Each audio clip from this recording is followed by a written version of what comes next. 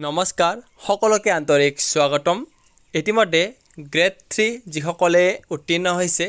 তেওঁলোকৰ কাৰণে এটি গুৰুত্বপূৰ্ণ আপডেট আহি গৈছে ইয়াত allotted department for class 3 recruitment অৰ্থাৎ আপোনালোকৰ কি পদত allotted কৰা হৈছে আৰু কোড কৰা হৈছে ইয়াত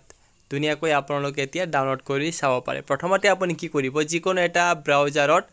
sebaonline.org নহলে assam.gov.in এই হৈছে দুটা ওয়েবসাইট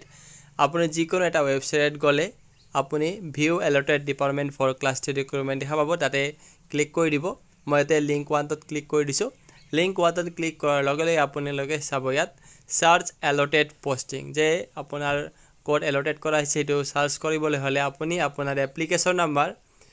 তাৰ পিছত ডেট অফ বাৰ্থ আৰু ক্যাপচা এন্টাৰ কৰি কিনে যেতিয়া গট ক্লিক কৰি দিয়ে তেতিয়াহলে আপুনি গোটেইখিনি ডিটেইলছ সমূহ চাব গতিকে আপোনালোকৰ সুবিধাতে মই ইয়াৰ লিংকটো ডেসক্ৰিপচনত দি দিম তাতে গৈ কিনে আপোনালোকে ধুনীয়াকৈ চাব পাৰিব ধন্যবাদ